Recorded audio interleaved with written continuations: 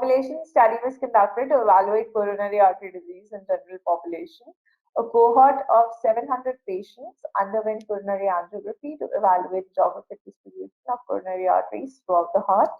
Which of the following was likely the most common finding in this cohort? Tell me. Normal anatomy question. So you usually see a right artery dominance. Okay. The SA node is not always supplied by the right coronary artery. Okay. And the SA node is not always supplied by the left coronary artery. Right. But you usually there is a right coronary artery dominance in the when it supplies to the left the SA node. Got it? You usually get 80% of the times, 80-85% of the times, the SA node is supplied by your right coronary, and in 10 to 15% of the times, it is supplied by the left circumflex. Okay? Because so even the AV node, it is not always supplied by a branch of the right coronary.